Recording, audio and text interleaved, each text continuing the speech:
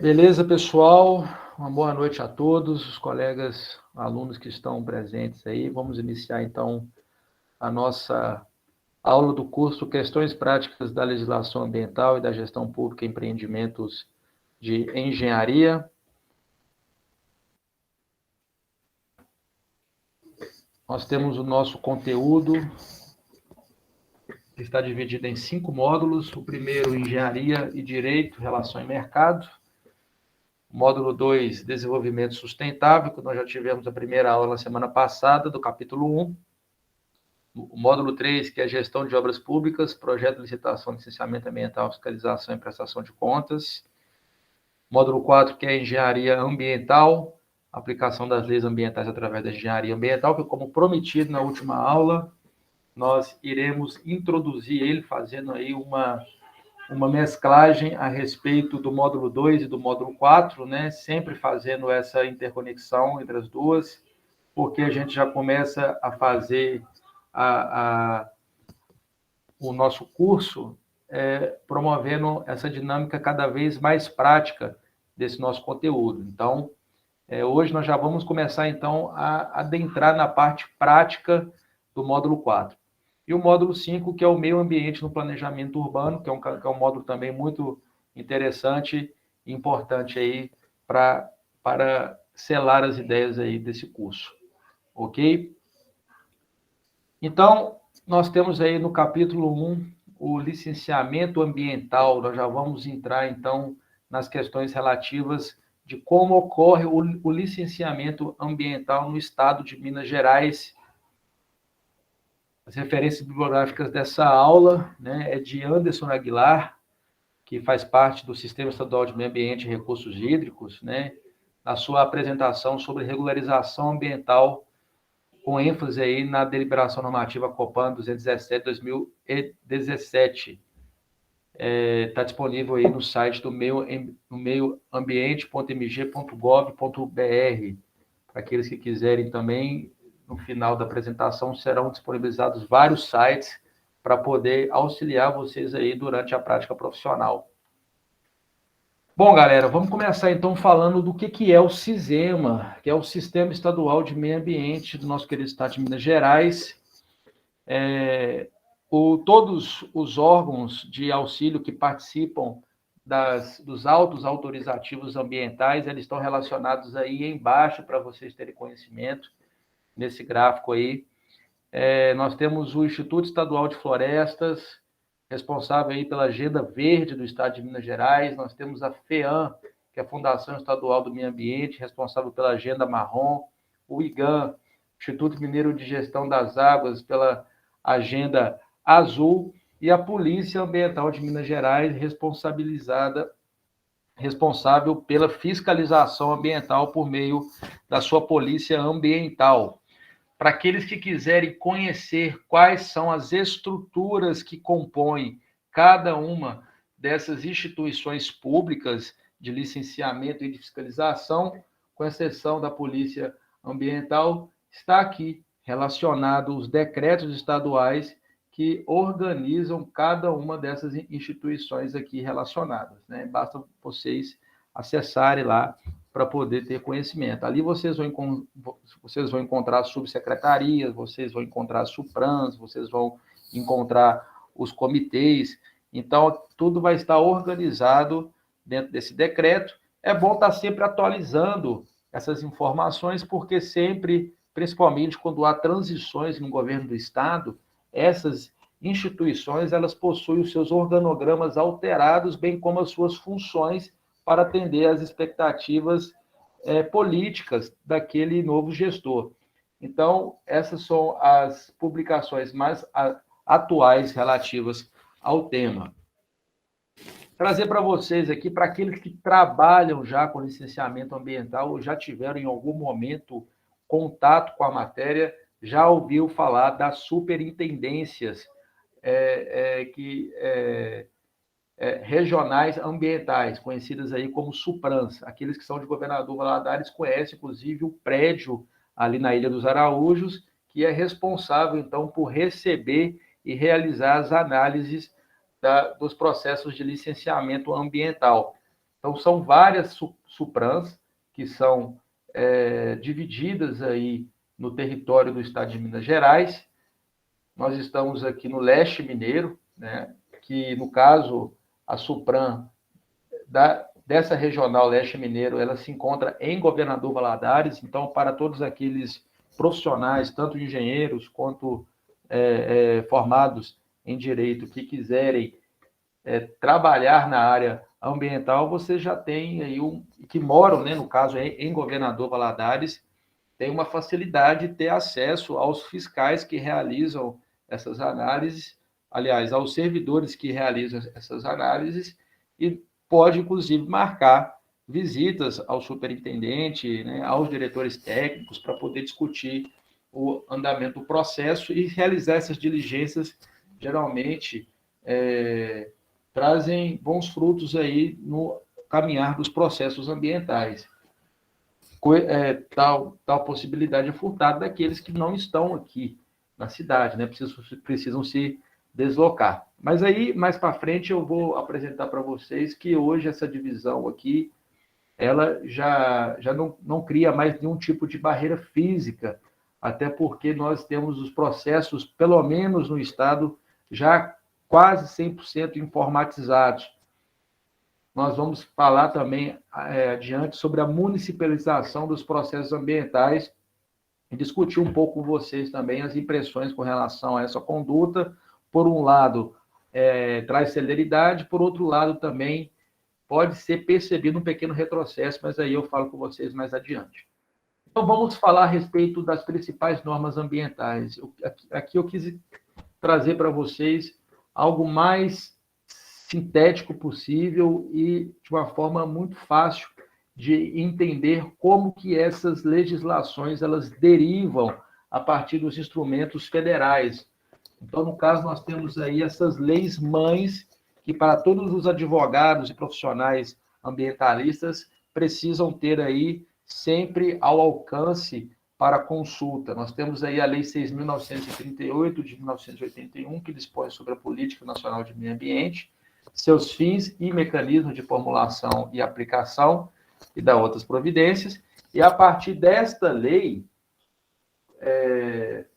gerou a competência aos estados, e isso vocês vão perceber em basicamente todos esses instrumentos aqui, a competência designada às unidades federativas para realizar o licenciamento dentro dos seus limites territoriais. Então, no caso, os estados, então, a partir dessas leis federais, assumem a responsabilidade, são outorgados a responsabilidade de realizar os licenciamentos em âmbitos estaduais.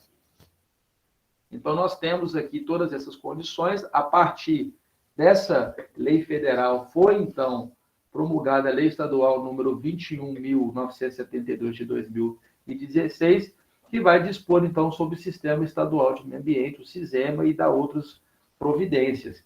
E essa lei aqui diz muito a respeito das licenças ambientais, que é onde nós vamos trabalhar nesse capítulo 1.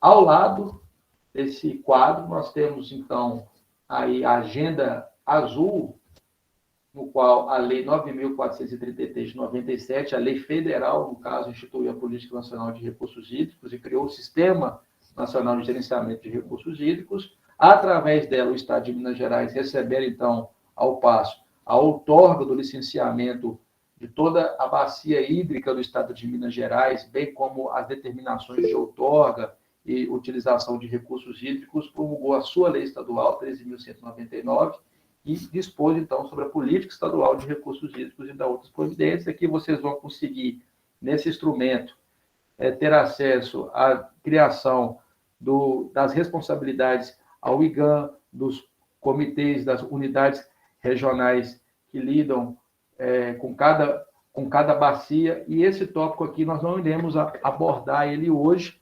A gente terá uma aula, o capítulo 2 será relativo apenas aos instrumentos de licenciamento para as intervenções em recurso hídrico, outorgas e uso insignificante. Nós vamos detalhar como isso funciona, como é que isso está se materializando na prática dos licenciamentos ambientais. Nós temos também a Lei 12.651 de 2012, que dispõe sobre a proteção da vegetação nativa, e nós temos a lei estadual, também bastante conhecida, que é a Lei 20.922 de 2013, que dispõe sobre as políticas florestais de proteção à biodiversidade no Estado.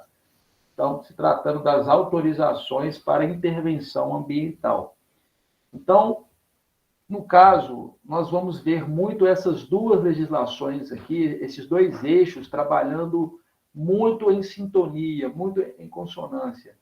As licenças ambientais e as autorizações para intervenções ambientais, uma vez, inclusive, que os processos que vão originar esses licenciamentos, eles já,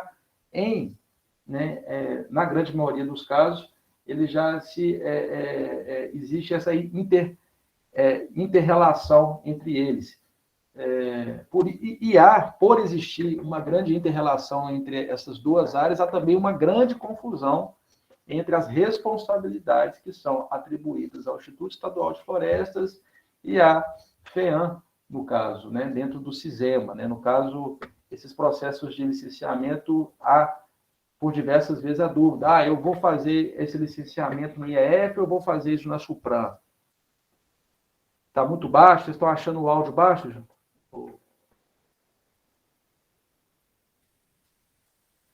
Para mim está ok aqui. Dá uma conferida aí, então, Sheila, no seu áudio. Pode ser algum problema aí no computador. Beleza? Obrigado aí, gente, pelo feedback. Vamos prosseguir aqui, então. Qualquer problema durante a apresentação, por favor, falem, porque por conta da gravação, se vocês não falarem, pode ser que aconteça que tenha algum problema aí na conexão e eu continuo a aula sem me atentar. Obrigado aí, gente, pelo feedback. Então, esclarecido aqui as principais normas ambientais, é interessante que vocês também consultem. Apenas de ler essas legislações aqui, eu tenho certeza que isso já trará a vocês um grande e vasto embasamento dentro da temática ambiental no estado de Minas Gerais. Vocês já terão aí uma envergadura para poder discutir o assunto, somente de ler esses instrumentos, que eu considero como sendo os principais aí dentro do estado de Minas Gerais. Mas também nós temos outras normas também que aqui é importante a gente ter em mão e poder discutir. A Lei Complementar número 140 de 2011, que vai trazer as competências para o licenciamento ambiental, é uma lei federal. As resoluções do CONAMA e todas elas que vão trazer as regras para o licenciamento em geral e de atividades em específico.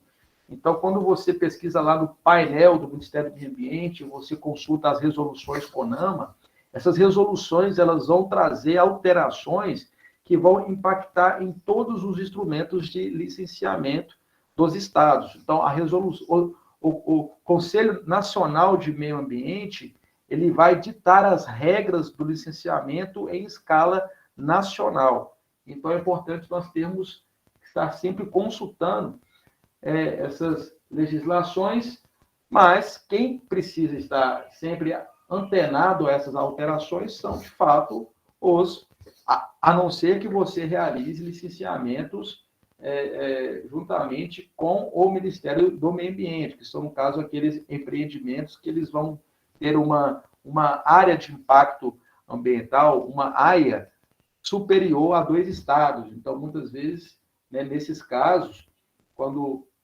você tem empreendimentos que utilizam corpos hídricos federais, eles precisam de ter seus licenciamentos alçados também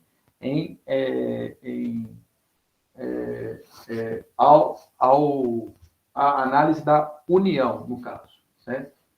Então, nós temos essas resoluções, nós temos aqui a principal deliberação normativa do COPAN, que é a número 217 de 2017, que vai trazer os critérios para a classificação segundo porte e potencial poluidor, bem como os critérios vocacionais utilizados para a definição das modalidades de licenciamento ambiental. será justamente o alvo da nossa aula de hoje, que é dissecar essa DN, ver como é que ela está sendo utilizada.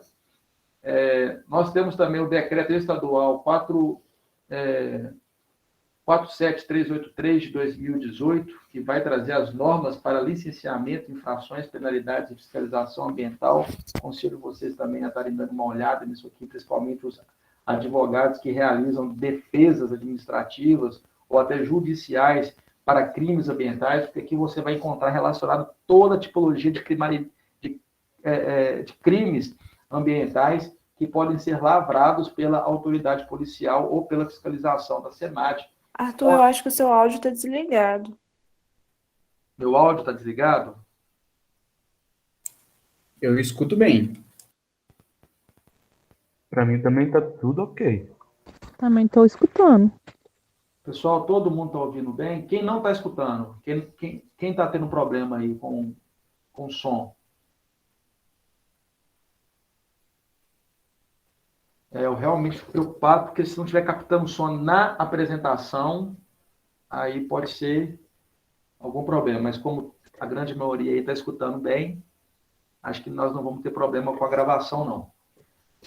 Então, beleza, eu estava falando aqui do decreto estadual 47383, pessoal, então, que trabalha aí com defesas administrativas ou judiciais para crimes ambientais, é outra lei que tem que andar debaixo do braço, baixada no celular, para estar sempre consultando ali, né, todas as tipologias, né, e também serve, né, para instruir os empreendimentos sobre quais tipos de infrações eles podem cometer, tanto de ordem administrativa para aqueles que já possuem licenças concedidas, como também para crimes ambientais propriamente ditos. Então, aqui nós temos penalizações administrativas, perdi um prazo. Eu demorei para poder peticionar alguma coisa no processo, ou então, enfim, deixei durante a minha caracterização ali do empreendimento, citar algum tipo de atividade potencialmente poluidora que eu deveria estar enquadrando ali junto com as outras atividades, e durante a fiscalização ambiental foi detectado isso, e ali isso vai gerar uma multa. Então, aonde que eu encontro isso? Nesse decreto. As deliberações normativas, né, do pessoal do IGAN, que são as regras para o uso de recursos hídricos de abrangência estadual, que também vocês vão encontrar lá. Nós temos aqui a resolução conjunta SEMAD-EF, né, que são as regras para intervenções ambientais. Nós temos a portaria IGAN número 48 de 2019, que são as regras para as outorgas de direito de uso de recursos hídricos também. E nós temos também a mais recente inovação aí da SEMAD, que é o Sistema de Licenciamento Ambiental, SLA, que serve aí para requerimento, processamento e emissão de licenças ambientais junto à Secretaria de Estado do Meio Ambiente e Desenvolvimento Sustentável, SEMAD.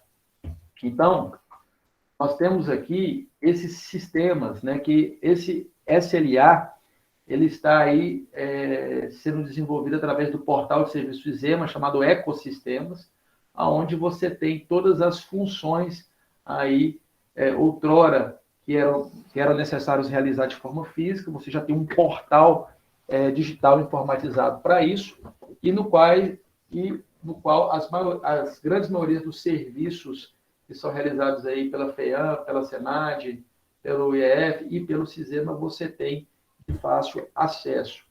Você tem também aí, no caso do IGAN, a possibilidade de realizar os seus processos todos informatizados via SEI, que é o Sistema Eletrônico Informatizado do Estado de Minas Gerais. E você também tem a possibilidade, de forma digital também, de estar solicitando cadastro de uso insignificante de recursos hídricos. No IGAN também você tem este portal.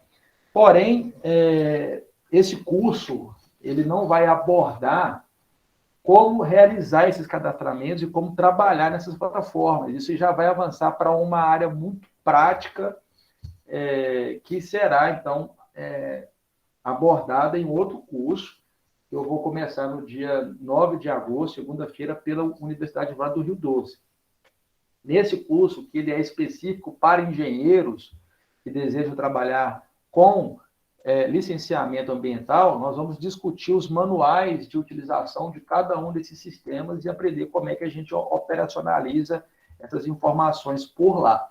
Então, aqueles que tiverem interesse, eu já mandei lá no grupo de WhatsApp o link para que vocês possam ter acesso na inscrição. O curso também é gratuito e acredito que vai ser importante até mesmo por conta de vocês conseguirem observar como realmente a gente mantém essa interface junto aos órgãos ambientais, pelo menos pelo Estado. Porém, nós vamos discutir aqui como que isso vem funcionando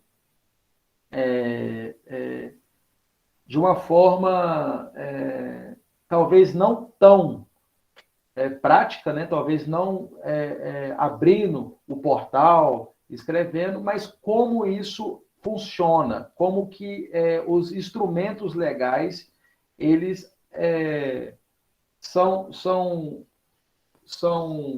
interpretados por nós engenheiros e quais são as principais ferramentas que nós utilizamos para poder procedimentar os nossos processos de licenciamento. Então, isso a gente vai abordar aqui, beleza? Então, nós temos os principais atos autorizativos em Minas Gerais. Só fazendo um parêntese aqui, as nossas aulas elas vão até às 19h50.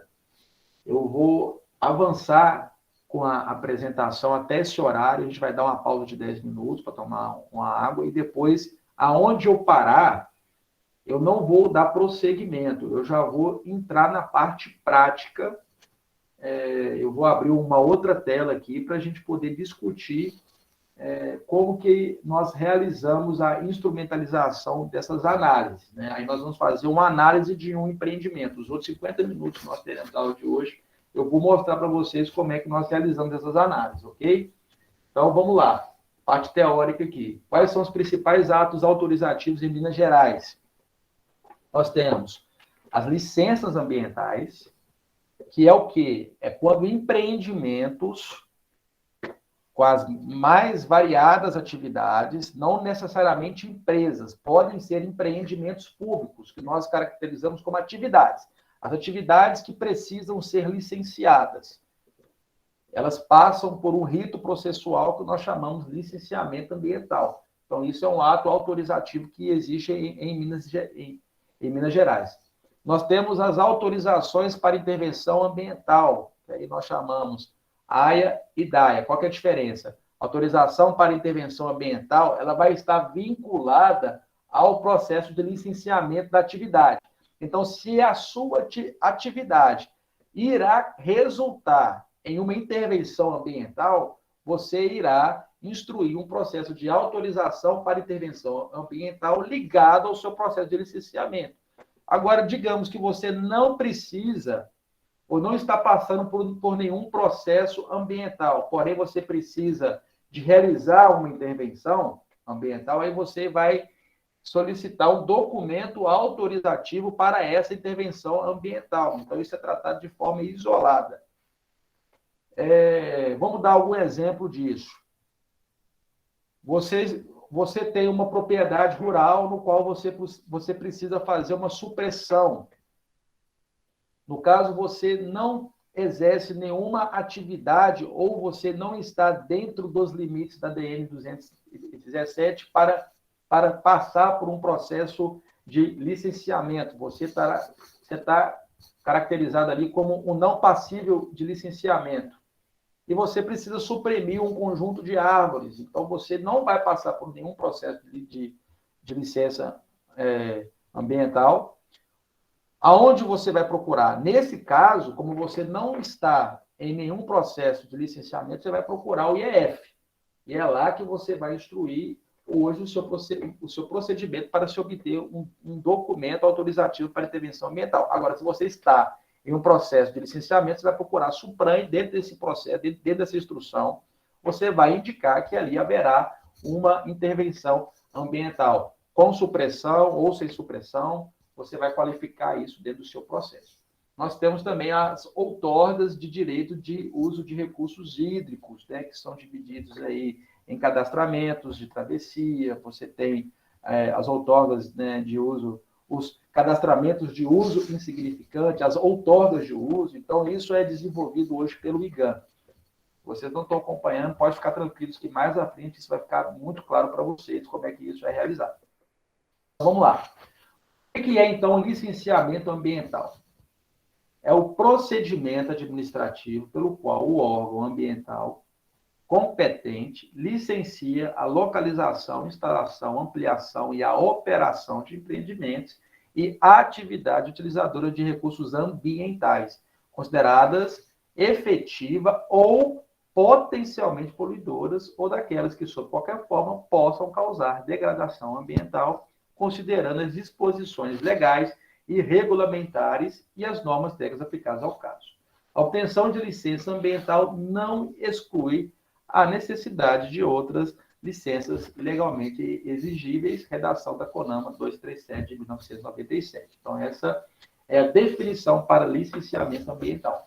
Se você está em dúvida, se você está numa discussão sobre algum tipo de atividade e você deseja saber se ela é ou não passível de licenciamento, você vai precisar consultar a DN 217, né? Eu já estou avançando aqui um pouquinho, mas é essa deliberação normativa aqui.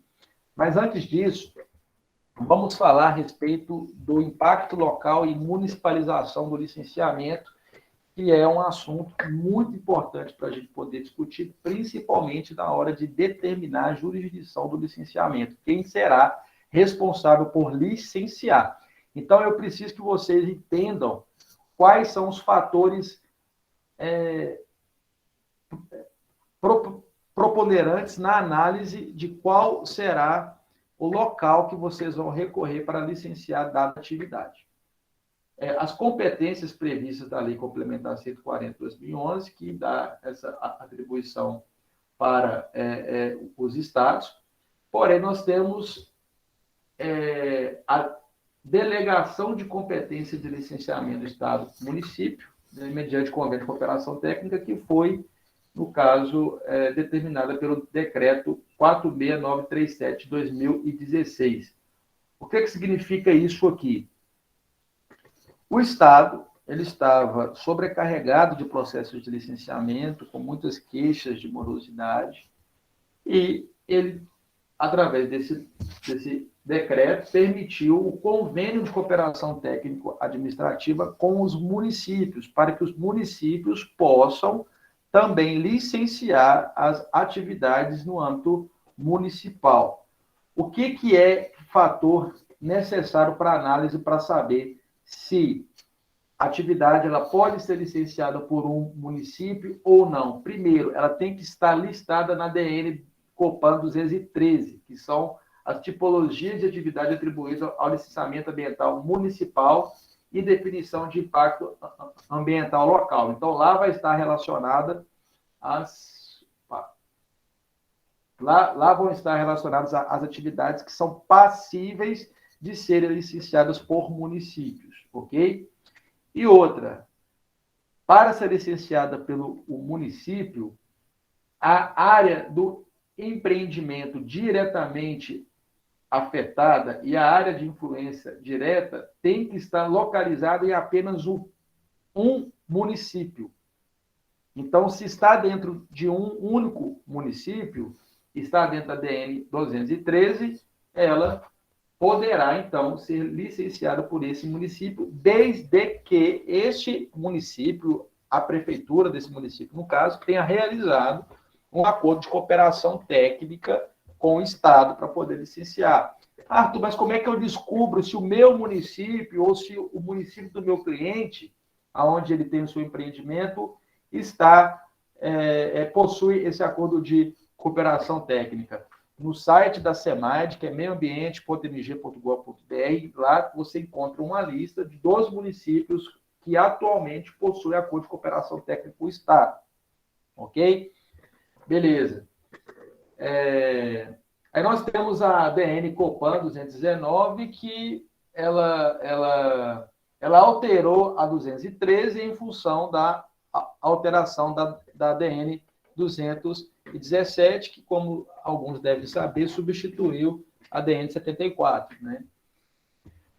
Então, vamos lá. Vamos adentrar, então, nessa tão importante deliberação normativa, a Copan número 217, é o verdadeiro manual daquele que deseja realizar procedimentos de licenciamento ambiental. Eu não passo uma semana sem precisar abrir a ADN 217 para poder tirar alguma dúvida, para poder fazer algum orçamento, para poder atender algum cliente ou então para poder trabalhar em algum processo ambiental. É muito importante nós estarmos consultando essa ADN 217. Para alguns pode trazer algum tipo de dificuldade, mas eu vou apresentar para vocês como que a gente manuseia os dispositivos que essa ADN traz. A ADN 217 substituiu a ADN 74, né, e estabelece os critérios para classificação segundo o porte potencial poluidor, bem como os critérios locacionais a serem utilizados para a definição das modalidades de licenciamento ambiental de empreendimento e atividades utilizadoras de recursos ambientais no estado de Minas Gerais.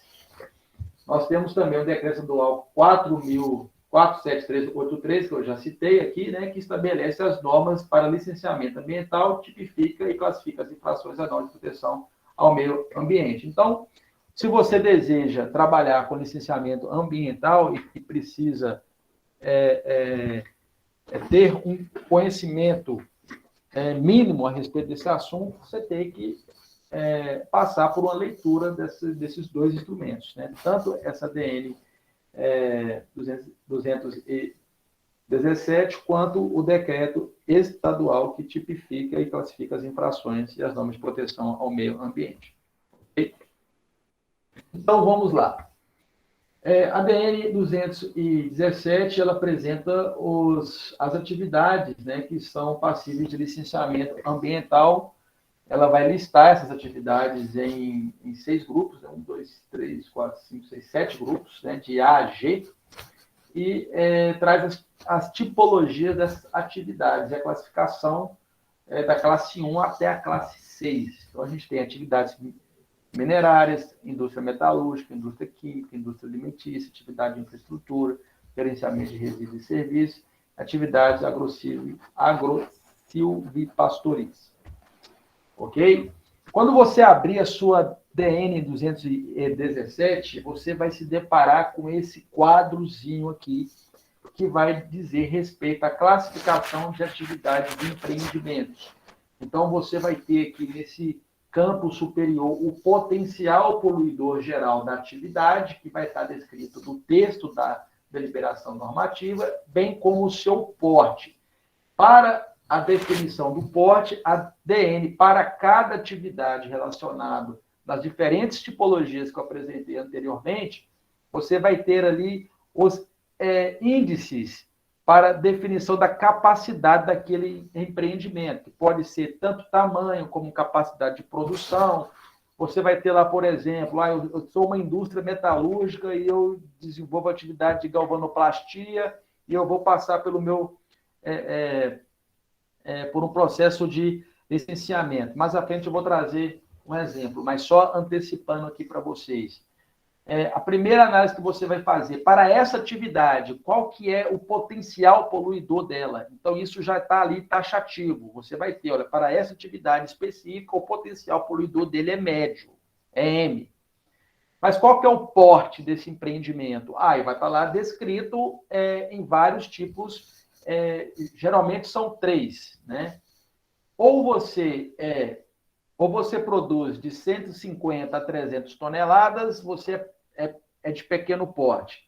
Se você produz de 300 a 500, você é de porte médio. Se você produz 500 para cima toneladas, você já é porte grande, né? Você é de grande porte. Então, quando você relaciona essas duas, você vai ter, então, a determinação da classe do empreendimento.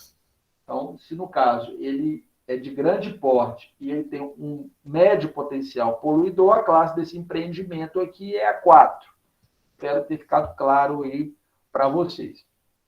E quais são as modalidades do licenciamento? Isso também vai estar previsto lá na Lei Estadual 21972, que vai constituir as modalidades desse licenciamento. São 3. O licenciamento ambiental trifásico, que vai apresentar aí a licença prévia, a licença de instalação e a licença de operação. Nós vamos ter o licenciamento ambiental concomitante, que, no caso, ele vai interrelacionar essas fases do trifásico para que, dentro da especificidade do processo e do empreendimento, ou do contexto de forma geral, ele vai tornar concomitante alguma dessas etapas. Então, são 3 tipos.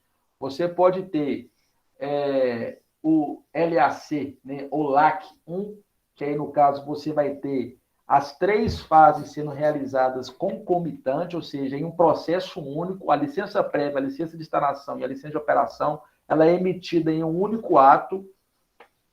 Ou, no caso, você vai receber primeiro, só para deixar claro, tá? O que é trifásico? São 3 fases.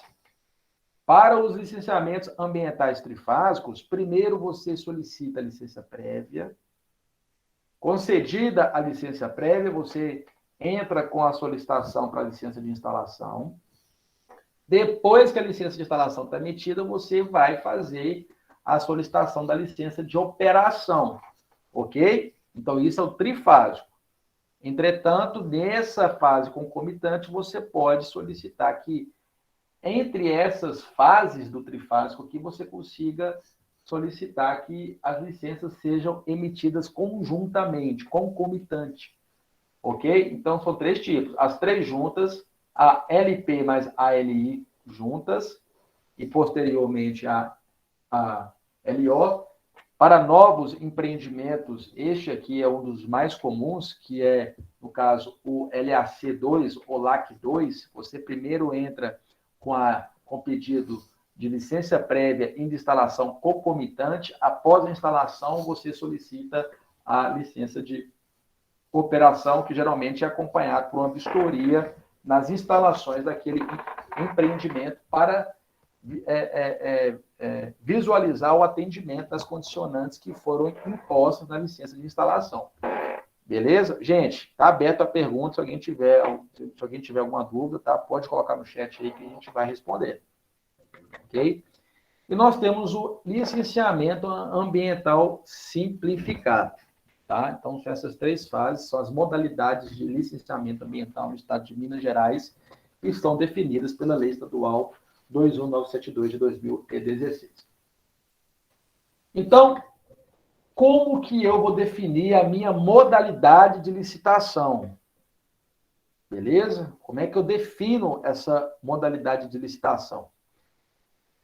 Talvez alguém que já tenha algum conhecimento na área de licenciamento ambiental possa estar se perguntando assim, mas por que ele está ensinando isso se hoje, com a informatização, ao preencher as informações de caracterização, a modalidade de licenciamento ela já é indicada automaticamente? Por que eu preciso saber dessas coisas?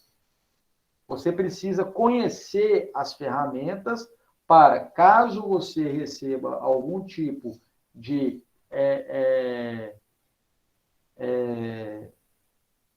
classificação de modalidade de licenciamento equivocada, você pode estar solicitando a revisão dessa matéria. Porque cada vez mais que eu avanço nessa modalidade, mais rigoroso é o meu processo de licenciamento. Então, eu vou procurar fazer uma análise profunda para poder tentar cair num LAS cadastro, num LAS RAS, numa LAC1, ou então, no máximo, no LAC2, entendeu? Porque cada vez mais que eu avanço dentro dessa régua aqui da modalidade de licenciamento, cada vez mais estudos vão ser solicitados, ok? Então, é muito importante que vocês tenham o conhecimento desse regramento que está disponível na lei estadual, para que vocês tenham conhecimento e, já são 7h50, eu realmente... vamos até às 8 horas, que aí a gente dá um intervalozinho menor, ok? Qualquer coisa a gente avança um pouquinho mais adiante. Vamos lá. E realmente a hora passa muito rápido e o conteúdo é extenso. Então, aqui vai aparecer o tal do critério locacional. Só para poder voltar para vocês aqui um pouquinho, eu ensinei vocês a olharem o potencial poluidor, né? Vocês fazem a análise do potencial poluidor. Olha aqui, ele aparecendo aqui, ó. Olha aqui em cima, tá vendo? Ele apareceu. Eu tenho o potencial poluidor degradador. Então, já está aqui em cima. Agora, eu tenho aqui um bendito critério locacional. Eu vou explicar para vocês aqui o que é o critério locacional e por que ele também incide. E é da mesma forma, eu vou fazer um cruzamento aqui das informações. Olha, eu vou pegar aqui, se eu cair lá no classe 3 e eu tenho um critério locacional 0, deu bom. Eu estou no Las Ras. Se eu cair no critério locacional 1, eu estou no LAC, no LAC 1. Se eu cair no critério locacional 2, eu estou aqui no LAC 2. Então, olha para você ver como que o critério locacional é determinante na modalidade de licenciamento que aquele empreendimento ele vai passar. Beleza? Então, só para poder simplificar a denominação, toda vez que eu falar LAC 1, eu estou me referindo a licenciamento ambiental concomitante número 1, que é esse aqui, né? LP mais LI mais LO. Eu tenho que apontar com o mouse aqui. LP, que é a licença prévia, mais a licença de instalação, mais a licença de operação. LAC 2, licença prévia mais a licença de instalação conjunta, posteriormente licença de operação. Classe, LAC 3, LP, licença prévia primeiro e licença de instalação mais licença de operação concomitante. Mas você pode dar algum exemplo de como que vai ser essa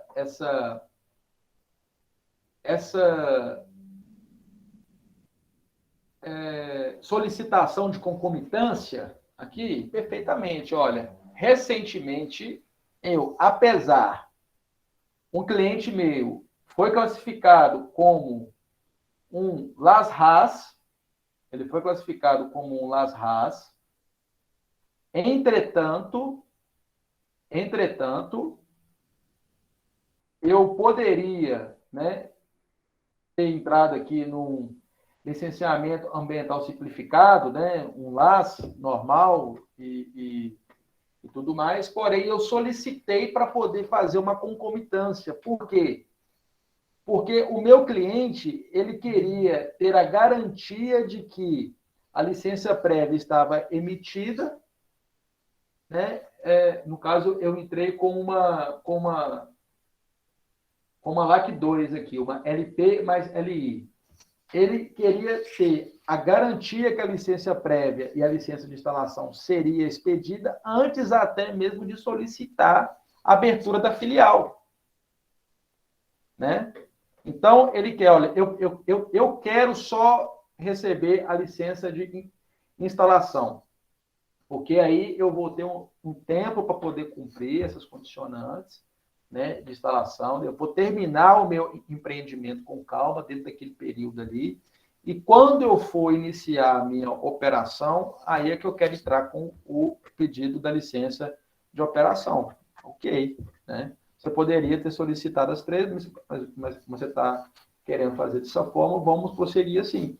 Então, eu, dentro da minha instrução do processo, eu fiz essa solicitação para poder trabalhar essa concomitância, ok? E outra coisa também, nós precisamos estar antenados na municipalização do licenciamento, ok? Por que eu digo isso? Porque no caso deste empreendimento específico, ele estava dentro de uma área diretamente afetada, e sua área de influência direta, dentro de apenas um município. Então, e este município, ele tinha um acordo de cooperação técnica com o Estado de Minas Gerais para poder licenciar esse empreendimento. E, infelizmente, o processo do município não é informatizado. O processo do município, ele é protocolo físico. Então, para poder instruir processo ambiental nesse município, eu me senti instruindo o processo pelo Estado há 8 anos atrás, mais ou menos, lá na DN 74, lá que você tinha que preencher o FCE na mão, aquela coisa toda. Então, no município ainda era assim. Ainda é assim, né? Então, veja bem como é que a coisa pode mudar de figura. Nós tivemos aqui uma grande evolução da SEMAD a nível de informatização, com a adoção do ecossistema, com a adoção do SEI, já mais antigo, com a possibilidade de fazer cadastro de uso insignificante online. Mas aí, ao mesmo tempo, você tem a municipalização do licenciamento, no qual você faz um acordo de cooperação técnica com um município que não tem essa informatização dos processos, né? Então, bom, lá no município, uma licença sai mais rápido? Muito mais rápido. Muito mais rápido. É via física? Infelizmente, mas o processo sai mais rápido. A análise ela é mais rápida. Ok? Então, são essas questões que nós precisamos ter em atenção. Beleza? Então, nós temos aqui o LAS, que é o Licenciamento Ambiental Simplificado, o LAC 1, que é a análise em uma única fase das etapas de LP, LIU e LO. O LAC 2, a análise em uma única fase das etapas LP e LI, com análise posterior da LO, ou análise da LP com posterior análise concomitante das etapas LIU, LI e LO.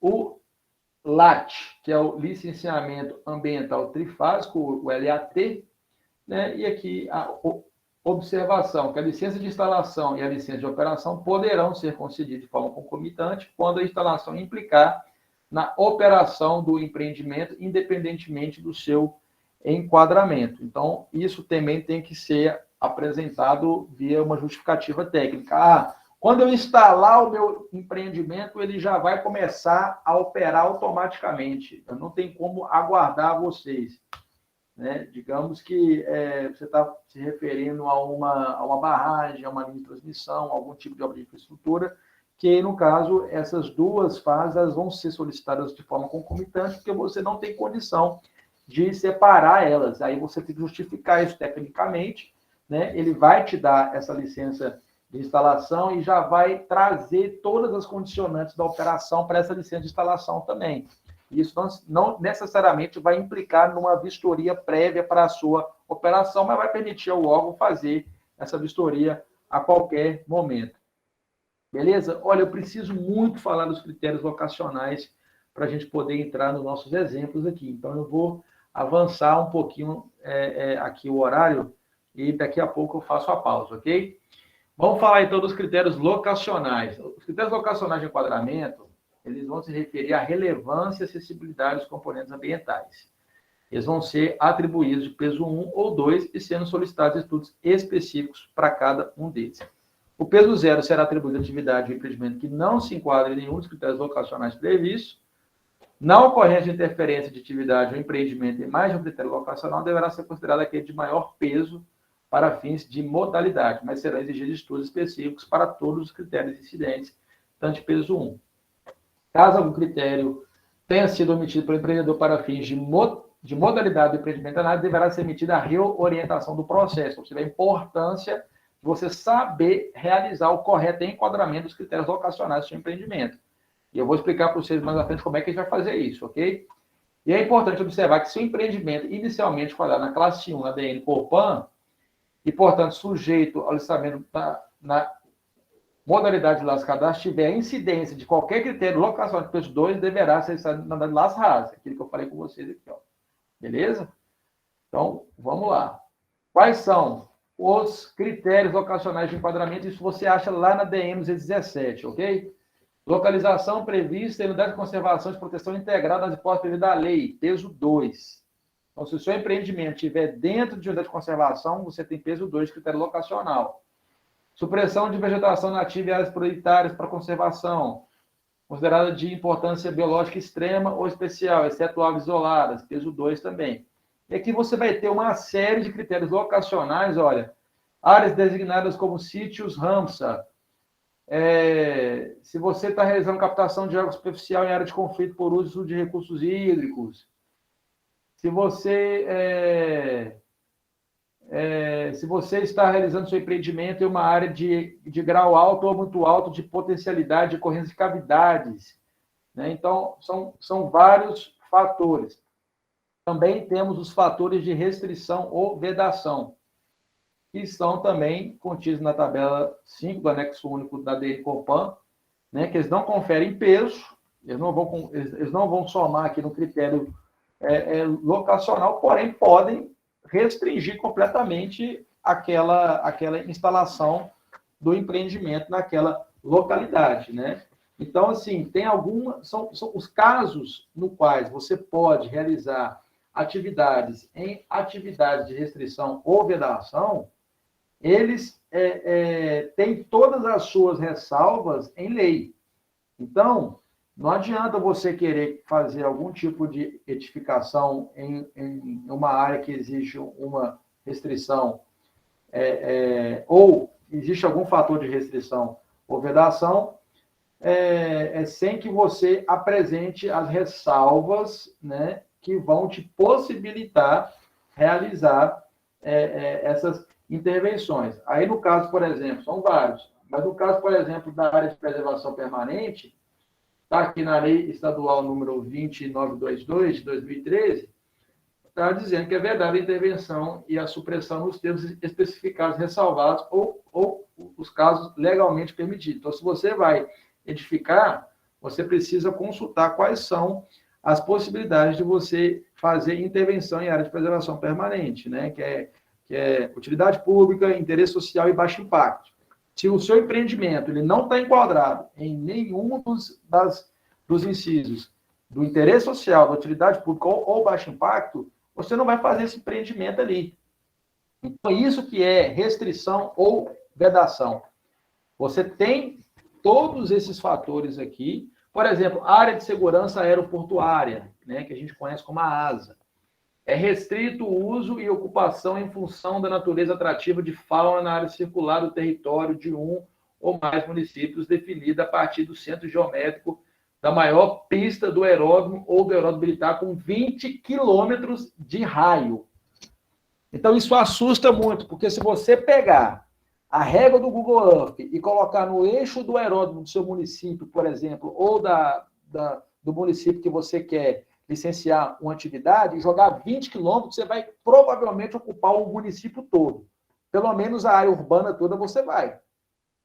Aí você assusta assim, olha, mas então eu não posso fazer nenhum tipo de atividade porque o raio da área de segurança aeroportuária compreende todo o perímetro urbano. Aí você tem que se atentar a qual tipo de restrição.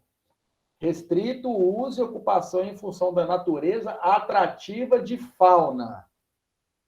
Então, se você exerce alguma atividade que tem um atrativo de avifauna, principalmente porque para a segurança aeroportuária o que mais vai impactar na segurança do espaço aéreo são as avifaunas, são aves, você precisa saber enquadrar quais são essas atividades que são restritas pela área de segurança aeroportuária. Exemplo, aterro sanitário. Aterro sanitário, unidade de transbordo, matadouros, elas não podem estar dentro da área de segurança aeroportuária, elas precisam estar fora. Por isso que muitas vezes esses empreendimentos, eles necessariamente precisam ser executados fora do perímetro urbano, na área rural. Então, na hora que você faz a viabilidade ambiental de um aterro sanitário, por exemplo, você tem que fazer análise da área de segurança aeroportuária, porque você sabe que durante a operação dessa atividade você vai ter atrativo de avifauna, que são os urubus. Eles vão estar ali. Então, isso não pode estar perto de um aeroporto. Por quê? Você vai ter ali um A320 fazendo uma instrução de pouso e ele vai sugar por uma turbina um urubu. E pode colocar a vida das pessoas em risco e, principalmente, o patrimônio das companhias aéreas. Então, a norma ambiental, ela coloca essa restrição por conta disso. Beleza? Então, aqui você tem um fator de restrição para o bioma da Mata Atlântica, né, que é vedado o corte e a supressão de vegetação nativa primária ou secundária em estágio médio avançado de regeneração, exceto árvores isoladas, nos termos especificados ressalvados ou casos legalmente permitidos. Então, vocês vão sempre estar observando aqui essas ressalvas, e aí vocês, quando se depararem com alguma situação que você vai precisar de intervir em alguma área que possui fator de restrição ou vedação, você precisa lá consultar quais são os casos ressalvados e legalmente permitidos para saber se você pode ou não fazer aquilo ali. Beleza? Não precisa conhecer isso aqui tudo, não. Você precisa saber consultar. Você precisa saber consultar. A DN 217, ela te indica isso aí. E aí que está a questão principal, que aí mais à frente, na hora que eu for dar o exemplo, já são 8h10, galera. Então, aqui são todos os fatores de restrição ou vedação. Nós vamos entrar aqui na análise técnica geoespacial e eu vou aproveitar esse gancho aqui para poder já ensinar para vocês como é que a gente faz. Eu vou dar um exemplo de como é que a gente realiza essa qualificação ambiental. Né? Eu vou fazer isso interagindo com vocês para poder encontrar qual que é o melhor local, vamos discutir as hipóteses, né? Eu vou colocar aqui no quadro para vocês o site do IDS Zema. No caso, é justamente aquela análise geoespacial que eu tinha comentado com vocês que a gente poderia estar fazendo aqui. Então, aqui está o IDS Zema. Todo mundo pode acessar, isso é gratuito, ok? E vamos escolher, então, aqui alguma área onde supostamente estaria sendo solicitado para poder implementar um empreendimento, né?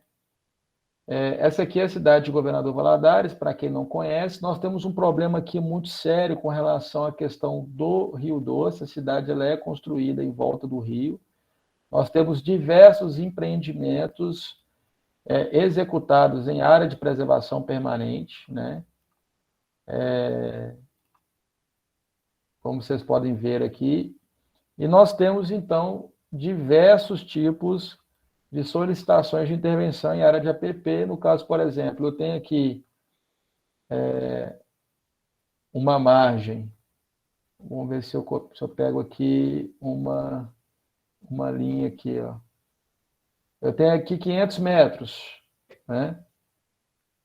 De acordo com o Código Florestal, eu teria que ter mais ou menos 500 metros também de área de APP, de margem ciliar protegida aqui. Então, no caso, olha para você ver como é que fica o município. Praticamente toda a cidade de Governador Valadares ficaria, então, dentro da área de preservação permanente, e se a gente fosse aplicar o Código Florestal aqui no município, a gente teria todos esses problemas, né? Isso também permite que o Conselho de Meio Ambiente do município, ele delibere com relação à possibilidade de se realizar da instalação desses empreendimentos, né? O que gera uma discussão gigantesca com relação a isso, né? Eu não sei se já ficou definido a possibilidade dos municípios legislarem com relação à aplicação das leis ambientais dentro seus limites territoriais, né? Dentro, pelo menos, do perímetro urbano. Mas a lei estadual está aí, e ela define, né, quais são as margens a serem protegidas dos corpos hídricos, né? Então, nós sabemos que as leis estaduais sobrepõem as leis municipais e isso não pode ser infringido. Ok, mas vamos sair de polêmica, então, Carlos. Vamos pegar aqui uma região que está fora aqui dos 500 metros da faixa de APP. Vamos pegar aqui esse loteamento aqui, esse parcelamento que parece que está sendo realizado, e vamos dizer que nós iremos fazer um licenciamento aqui de algum tipo de empreendimento. Aí outra ferramenta importante que vocês precisam saber é a DN 217. Né? Aqui, como eu tinha falado com vocês, vocês vão encontrar, deixa eu pegar aqui lá em cima para poder apresentar a DN propriamente dita para vocês. Ó. Aqui vocês vão ter lá nos anexos, né? O potencial poluidor geral, né? Como que ele é feito. Então, você tem as variáveis água, ar, solo. Se deu pequeno nas 3, é P. Se deu 2 P e 1 M, é P. Então, vocês vão ver isso aqui. O que vai ser analisado aqui é sempre o geral. Então, se nas variáveis de potencial poluidor degradador, você tiver em uma delas, por exemplo, digamos que para uma atividade o potencial poluidor do ar é médio, mas para a água e para o solo é grande, o geral vai ser grande, ok? Você tem a fixação da classe do empreendimento, que eu já ensinei para vocês como é que faz, e a fixação da modalidade de licenciamento também, que está aqui na DN, bem como os critérios locacionais de enquadramento que eu apresentei, os fatores de restrição que eu retirei aqui da própria DN 217. Vocês têm aqui um glossário para poder se guiar, e aí vocês têm aqui as listagens das atividades. Vamos escolher aqui uma atividade, vamos colocar aqui fabricação de material cerâmico. Essa vai ser a nossa atividade. Se alguém quiser sugerir alguma atividade também, fica à vontade, tá? Estou fazendo aqui de forma aleatória, para a gente não perder muito tempo. Então, vamos fazer a análise aqui dessa atividade, fabricação de material cerâmico. Nós temos aqui o potencial poluidor degradador. Para o ar é médio, né? Provavelmente porque deve envolver algum tipo de queima. Para a água também é médio, né? Por conta, provavelmente, da utilização de água da concessionária dentro do processo de produção, e isso vai ser devolvido para o sistema de drenagem do município, né? E isso vai para algum corpo hídrico, então tem esse potencial poluidor médio, mas para solo é pequeno, né? Provavelmente porque dentro de uma fabricação, de uma fábrica de cerâmica, todo o solo é impermeabilizado e você não tem ali contato com esse material in natura. Então, você tem um potencial poluidor geral médio. Então, vamos para o porte. O porte, você vai ter que fazer a análise da matéria-prima processada. Então, qual que é o fator de classificação do porte aqui? É matéria-prima processada. Você vê que para a fabricação do cimento é capacidade instalada. Para outros, podem ser área útil, né? Então, para cada tipo de atividade, você vai ter uma classificação de porte diferente. Então, por isso que é importante você estar com a DN 217 aberta, porque você pode estar ali conversando com o cliente e você precisa já passar para ele um panorama. Você pode fazer uma pré-classificação ali bem rápido, se você já tiver alguma experiência, né? Então, vamos colocar aqui, que no caso, ele pretende processar aí de matéria-prima por ano 10 mil toneladas por ano, ok? Então, isso nos daria um porte médio. Isso daria um porte médio, ok? Só que aí nós temos que fazer a análise dos outros fatores, dos critérios locacionais que estão incidindo aqui, né? E verificar também se existe algum tipo de fator de vedação. Então, vamos lá apresentar para vocês uma outra ferramenta que é o FCE eletrônico, né? Esse FCE eletrônico aqui, ele é muito importante para você fazer uma simulação da caracterização do seu empreendimento. Então, ele é uma planilha de Excel, onde você baixa, está tudo disponível no site da SEMAD, você consegue encontrar nas abas lá para poder fazer o download e fazer essas simulações. Então, vamos fazer aqui uma simulação. A primeira pergunta que ele te faz aqui, que você só pode assinalar uma opção, qual que é o tipo de solicitação que você está fazendo? Você está fazendo uma renovação de licença de instalação? Uma renovação de licença de operação? Não.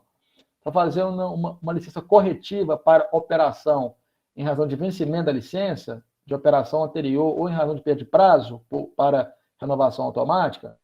Você está fazendo uma solicitação de licença ambiental de empreendimento já detentor em momento anterior de AF?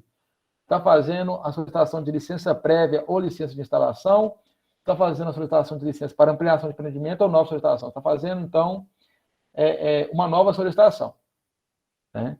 Não existe esse empreendimento. Você vai marcar com um X aqui, no caso, e ele vai te falar para você responder quais os itens. Responder itens 12 a 12. Item 2 a 12. Vocês estão conseguindo enxergar bem? Está bom o tamanho aí? Está bacana? Beleza. Então vamos prosseguir. A primeira pergunta que te faz o empreendimento estará localizado em unidade de conservação de proteção integral nas hipóteses previstas em lei? Como é que você faz para poder verificar? Vou aumentar aqui. Como é que você faz para poder verificar isso? Eu só estou com muito medo de, na gravação, isso sumir, tá?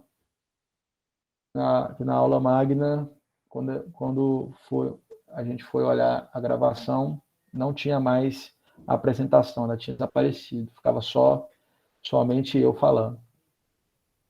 Então, pergunta, o empreendimento está localizado em unidade de conservação e proteção integral na providência? Eu não posso sair marcando isso aqui não, gente. Não pode marcar não aqui não. Tem que fazer uma verificação. Então, aonde que vai fazer isso? Na análise geoespacial que foi disponibilizada pelo próprio Cisema. Você vai vir aqui, né, e vai pesquisar uma camada de unidade de conservação, de proteção, unidade... conservação. Vou pesquisar aqui. Unidades de conservação. Aí você vai olhar. Unidade de conservação federal, estadual e municipal. Ou áreas prioritárias para a criação de unidade de conservação.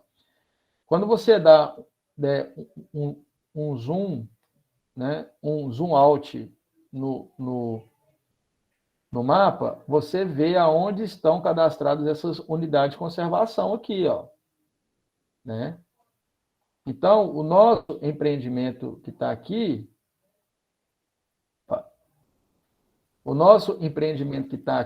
ele não está dentro de nenhuma unidade de conservação dessa aqui, beleza? Ele está fora. Olha para você ver como é que é fácil fazer uma caracterização. Mas isso não é o trabalho de um engenheiro ambiental, beleza? Isso pode ser feito por qualquer pessoa. Qualquer pessoa. A caracterização inicial do empreendimento, ela não depende de responsável técnico para poder realizar essa caracterização. Ela deveria ser feita pelo próprio empreendedor. Entretanto, a gente sabe que é um tipo de conhecimento um pouco mais complexo que nem todo mundo tem acesso. Mas isso aqui não depende de ser engenheiro ambiental para fazer. Só estou deixando isso bem enfatizado. Ok, você fez essa verificação, você pode desativar as camadas, né?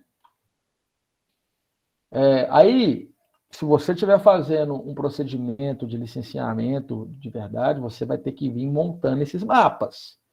Cada análise que você fizer, você vem, faz a captura do mapa do Cisema, vai montando dentro de um relatório, para isso te resguardar futuramente, né? Para indicar que você realmente fez essa análise, mesmo que isso não vai ser contemplado nessa etapa de formalização do processo. Beleza?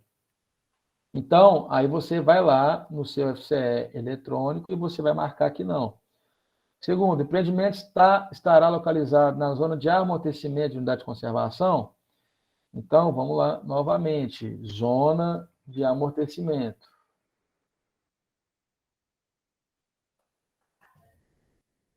Zonas de amortecimento definidas em plano de manejo e zonas de amortecimento não previstas.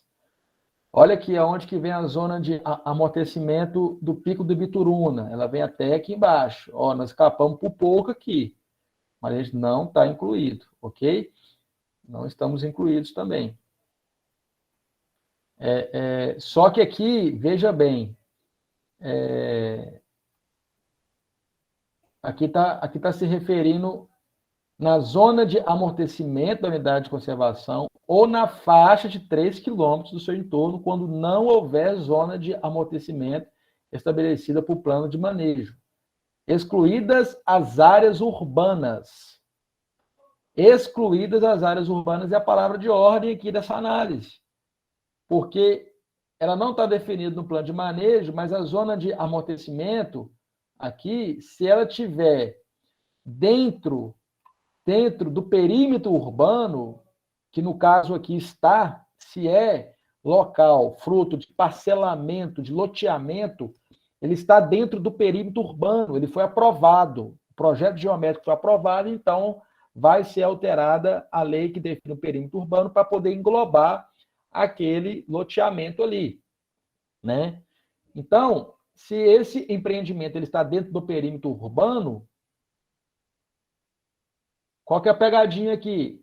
Está excluídas as áreas. Então, está localizado, mesmo se estivesse lá dentro, mesmo se o IDS Zema estivesse projetando, mas eu puxando lá no site do município, baixei DWG do perímetro urbano do município, joguei aqui, né, no georreferenciamento e vi que está fora, baixei o KML e vi que está fora, meu amigo, não. Mas se tivesse dentro e eu colocasse sim, né? Olha para você ver o prejuízo que eu estaria dando para o meu cliente aqui agora. Eu estaria colocando um peso 1 aqui dentro do processo de caracterização do empreendimento para ele, sem precisar, porque eu não me atentei na hora do preenchimento da caracterização e nem fiz a análise importante, que é a classificação das áreas urbanas, que não está no IDS Zema. Aí é eu que vou ter que correr atrás para poder buscar informação. Então, no nosso caso aqui do exemplo, seria não, beleza? Vamos lá. Está caracterizada a unidade de conservação de uso sustentável, exceto área de proteção ambiental, APA. Aí, nesse caso aqui, a gente já até fez essa análise, né? Nós já até fizemos essa área de proteção ambiental, que eu acho que nem tem aqui no IDSZ.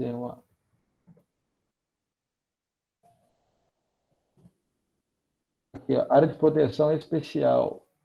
Tem as áreas de proteção especial que estão aqui, ó, tá vendo? Área de proteção especial. Elas estão aqui em volta, tá vendo? Foi definido a área. Unidade de conservação de uso sustentável. Quem é que define essas unidades de conservação? O Instituto Estadual de Florestas, viu, gente? É eles que definem.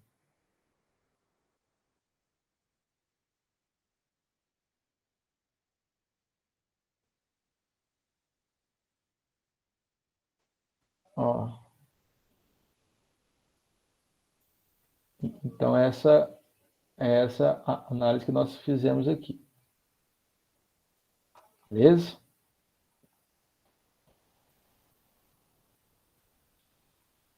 Então, também não.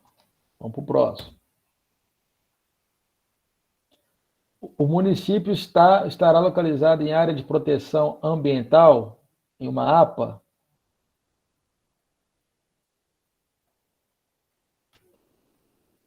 Vamos ver se tem aqui restrição ambiental, APA.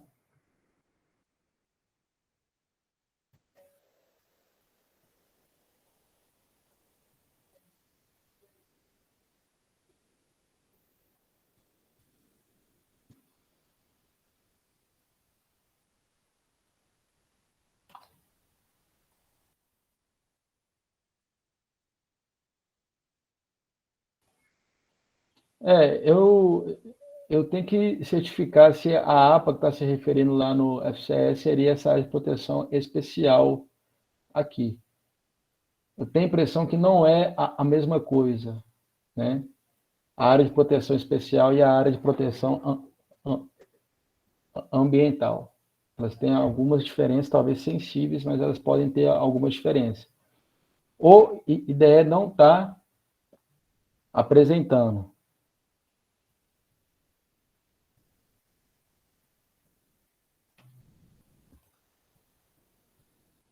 Se o professor Guilherme lembrar aí, que dá aula também de direito ambiental, se é a mesma coisa ou se é divergente,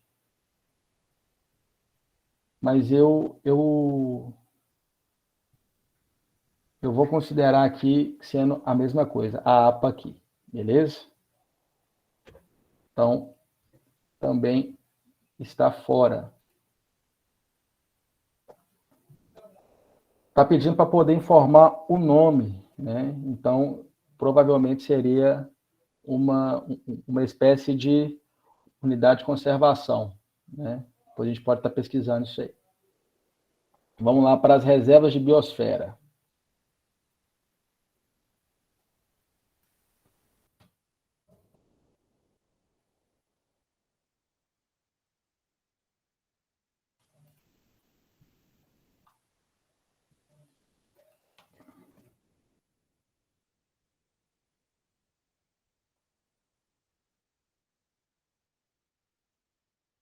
Vamos colocando aqui, ó. Serra do Espinhaço não fica aqui. A única que vai aparecer aqui é a da Mata Atlântica, ó. Reserva de biosfera da Mata Atlântica. Vamos ver, pegou?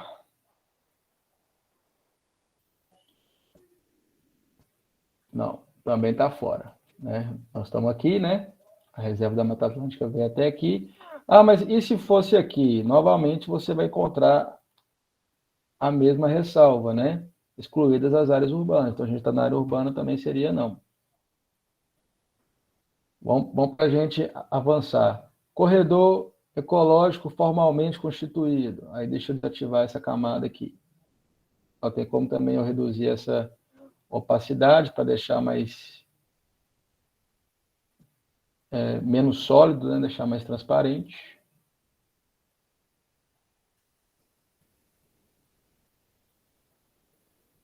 Vamos excluir aqui. Vou desativar nessas camadas para a gente poder visualizar melhor.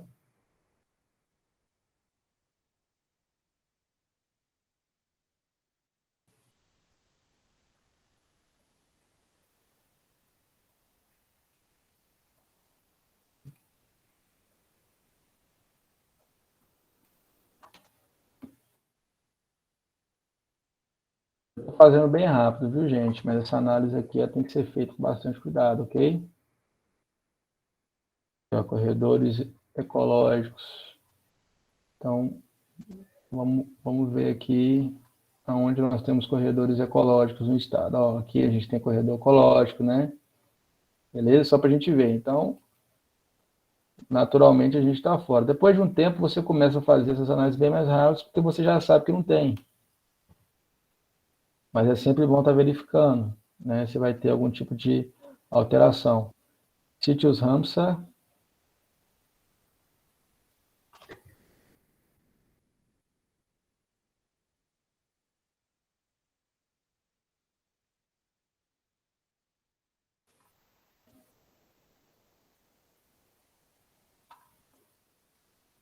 Onde são localizados, né?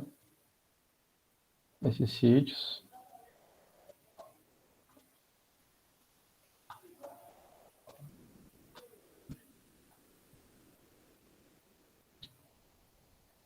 Vamos continuar aqui. Também não.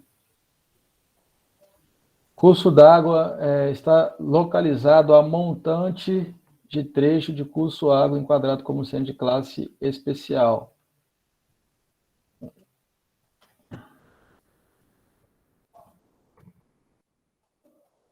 Eu vou digitando as palavras-chave aqui para poder aparecer na busca das camadas.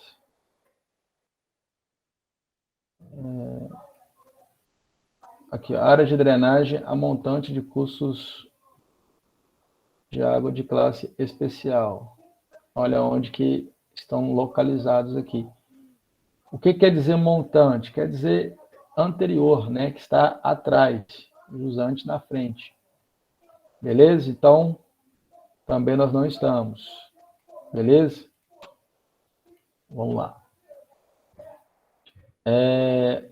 Haverá captação de água superficial em área de conflito de recursos hídricos? Vamos fazer a outra análise.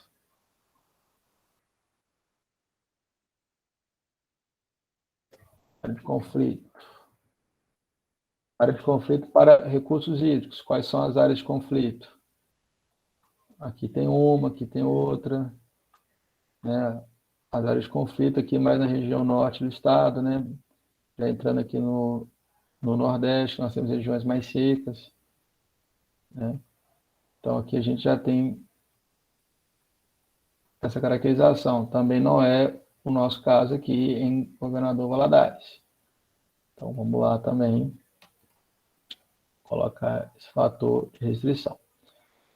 O empreendimento será localizado em área de alto ou muito alto grau de potencialidade de ocorrência de cavidades. Então, do mesmo jeito. De cavidades. Está aqui. Né? Potencialidade de ocorrências. Para você ver, quando você coloca potencialidade, você cobre o mapa inteiro.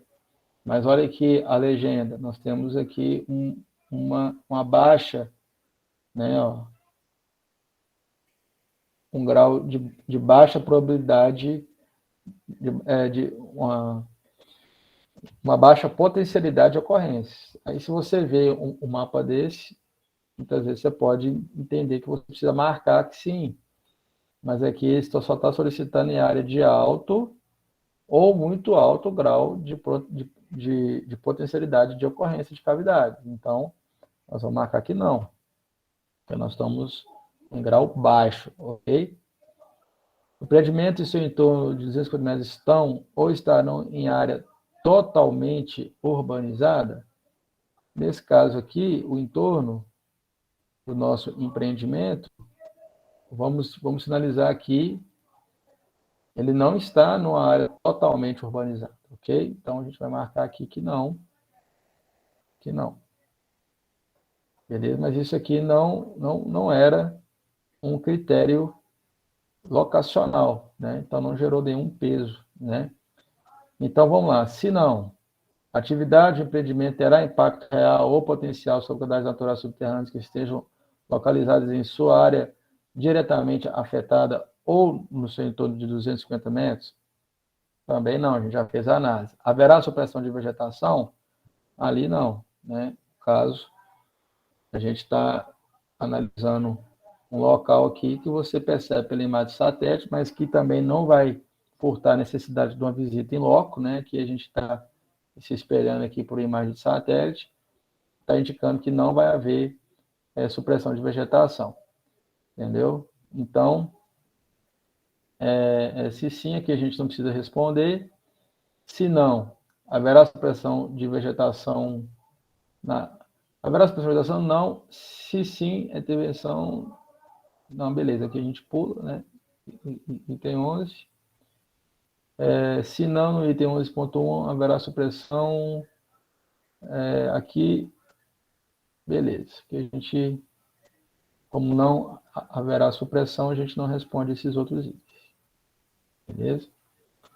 Houve supressão de vegetação no momento posterior a 22 de julho de 2008.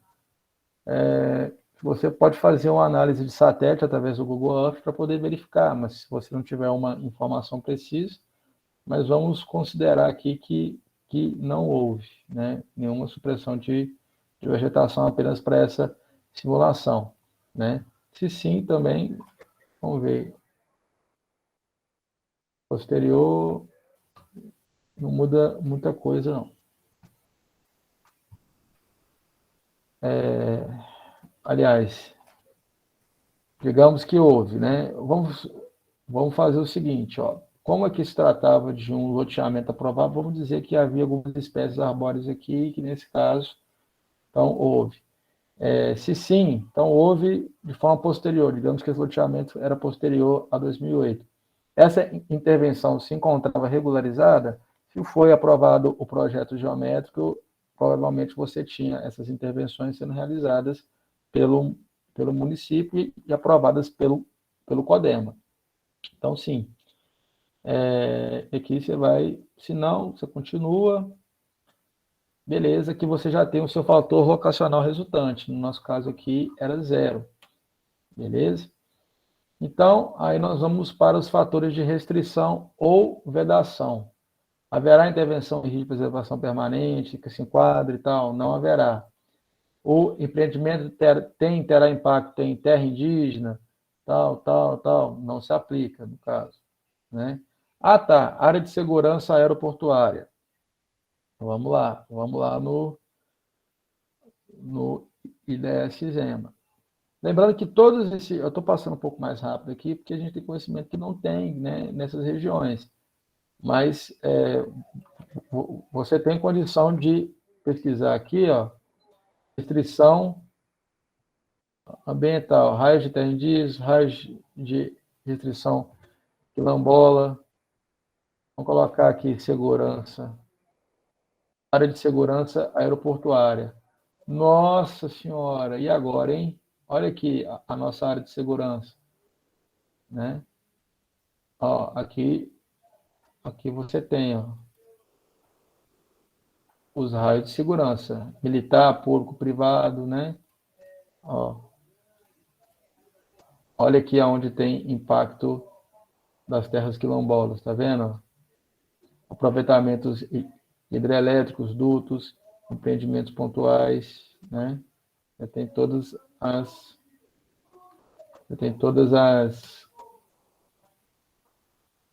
os raios de restrição aqui. Mas no caso aqui da área de segurança aeroportuária, ela está sendo gerada aqui, ó, você pode perceber no eixo aqui do nosso aeroporto. O cara jogou aqui 20 quilômetros, aquilo que eu tinha falado com vocês anteriormente, né? Ele jogou os 20 quilômetros aqui. E nós estamos dentro da área de segurança aeroportuária, concordam? Só que, no caso, você tem aqui, ó, bem claro que tem que estar dentro da área de segurança aeroportuária e tem que ter natureza atrativa de avifauna, que não é o caso nosso empreendimento que a gente selecionou, beleza? Então, não vai haver lançamento de efluentes ou disposição de tratados em água de caso especial. O empreendimento está localizado em mananciais situados amontando o ponto de computação previsto ou existente, cujas águas serem classificadas no capital, também não. Os itens 5 e 9 são apenas para os municípios do vetor norte, da região metropolitana de Belo Horizonte, então a gente já pode ir para o módulo 3. Outras intervenções. Haverá intervenção em área de preservação permanente sem supressão de vegetação nativa? Não. Haverá de estoque em área remanescente de supressão de vegetação nativa? Também não.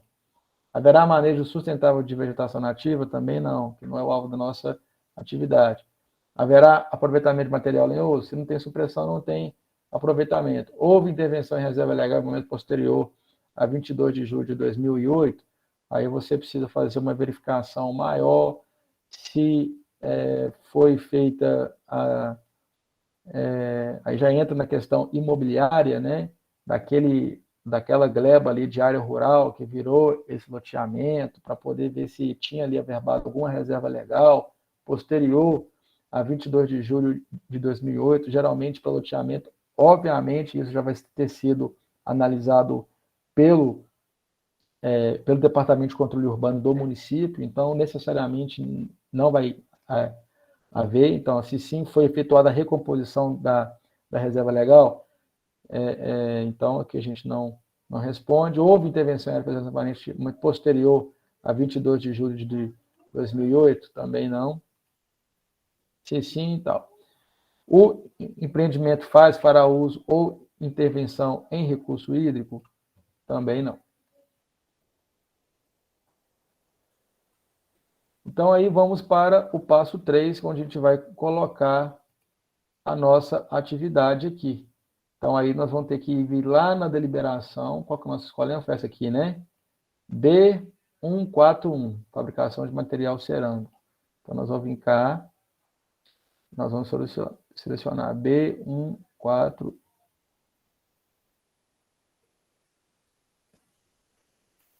B1, 4, 41, esse aqui mesmo?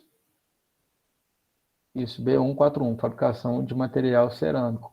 Aí vai aparecer aqui a matéria-prima processada e eu vou colocar aqui 10 mil por ano. Aí já me deu aqui um classe 3. Aliás, eu pus 100 mil, né? Eu pus 100 mil. Não. 1.000, 10 mil. Beleza. Deu classe 3. Né?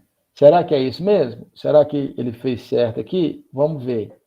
Eu tenho um potencial poluidor médio, né? Porque está entre 4 e 10, então é médio. Porém, o meu potencial poluidor degradador é médio também. Vamos lá ver se a classe está correta.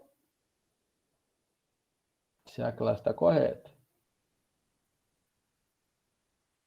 Porte do empreendimento médio e o potencial poluidor médio. Então, 3. Beleza. A planilha está certinho. Beleza? Só que eu tenho um fator locacional resultante 0. Então, a minha modalidade inicial é o LAS-RAS. Né? Então, já está aqui esse enquadramento.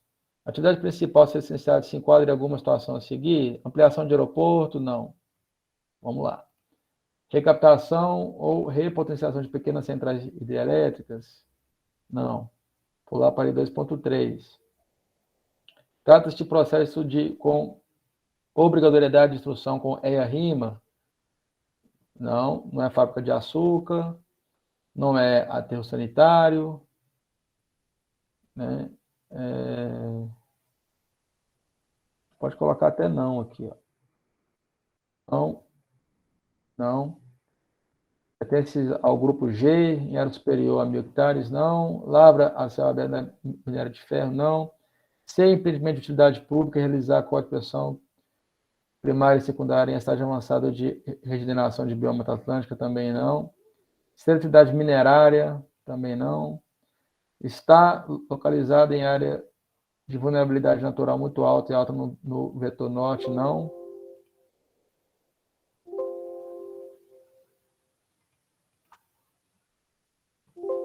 Opa.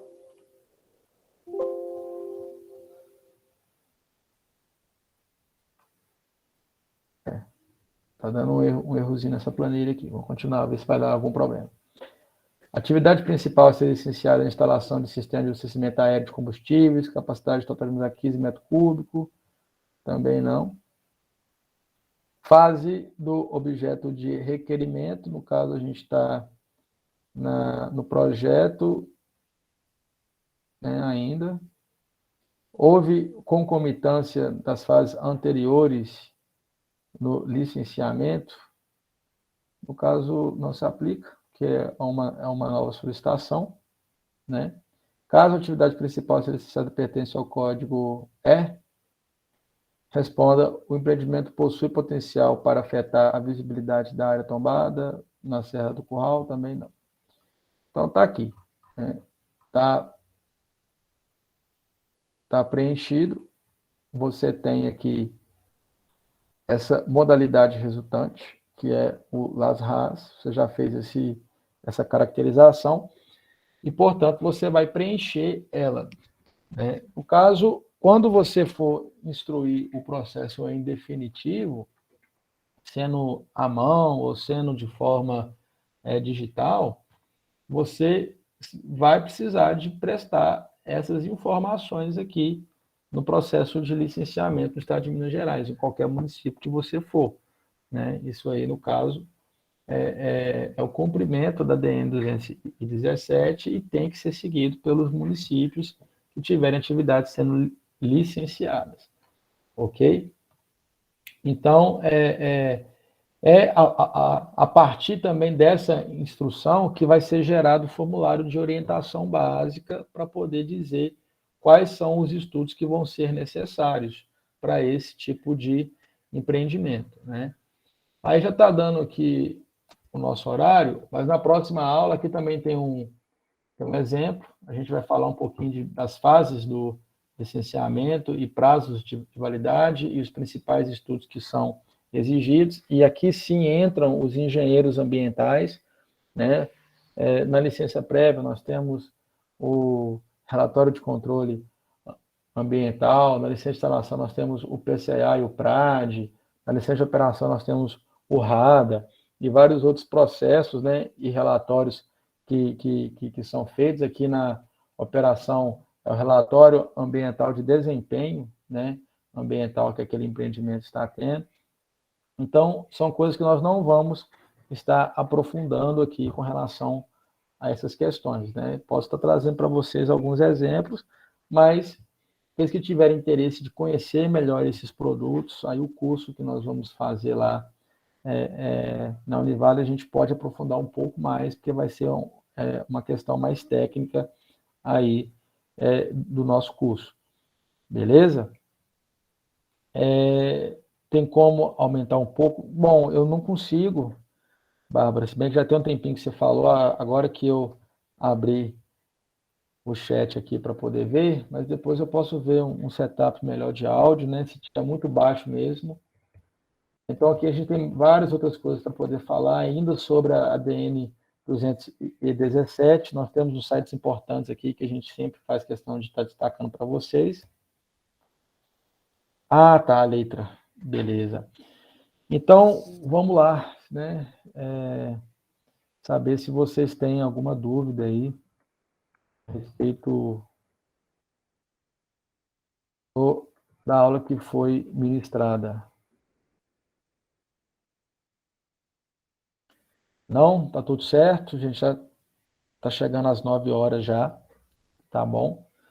Se alguém tiver alguma dúvida aí com relação ao que foi ministrado hoje, quiser deixar algum feedback também, se foi bacana, se deu para poder entender bem como é que faz aí uma caracterização inicial. Eu espero que todos vocês estejam aptos a estar desenvolvendo esse tipo de estudo.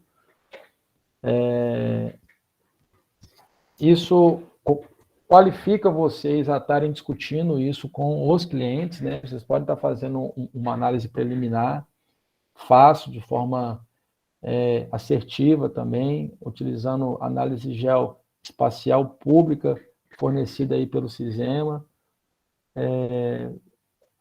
A partir dessa análise que eu mostrei para vocês aqui também, já é possível que vocês possam dar orçamentos para os clientes, caso vocês forem instruir, ou o escritório de vocês for instruir. Beleza. Não, esse curso na Univale não é particular, ele é público, tá? Ele é gratuito, é só realmente vocês fazerem inscrição lá no site da Univale, ok? Também vai ser EAD. Eu já disse na introdução que esse curso que eu estou dando aqui para vocês do direito, ele deriva desse curso que eu já dou para os engenheiros civis e para os engenheiros ambientais, ok? E aí eu estou fazendo um panorama, né? Eu estou mostrando algumas ferramentas que a gente utiliza no dia a dia, mas é que não necessariamente são feitas por engenheiros, né? Que podem ser feitos por advogados, podem ser feitos por analistas, enfim, são apenas caracterizações a partir de análises geoespaciais públicas, ok? Tem sim, eles vão ser, Sheila, eles vão ser publicados lá no TRO, tá? A aula 1 e a aula 2 já está disponibilizada lá para vocês. A aula 1 eu tenho certeza, a aula 2 eu não sei, né? E esse slide aqui também vai estar disponibilizado lá em breve, né? Junto com as aulas gravadas, ok, gente? Então, eu agradeço mais uma vez a participação de vocês, peço desculpa aí pelo áudio, estava muito baixo. Eu vou ver se eu faço aí um investimento e ver se eu compro um microfone melhor, até para poder ficar bacana também na gravação, para os colegas poderem ter um melhor acesso aí ao conteúdo, tá? Ô, Sheila, você está no grupo lá do WhatsApp? Beleza. Eu já mandei lá um folderzinho divulgando esse curso lá. Aí, no final da aula de hoje, eu vou reenviar lá para todo mundo ter acesso. Ok? Eu agradeço a todos, né? Tenham uma boa noite aí. Os meus contatos estão na descrição, meu e-mail, meu WhatsApp, meu Instagram também está à disposição de vocês. Quem quiser tirar alguma dúvida, pode me contactar. Estou muito solícito aí para poder estar tirando dúvida de vocês aí. Beleza? Uma boa noite aí para todo mundo.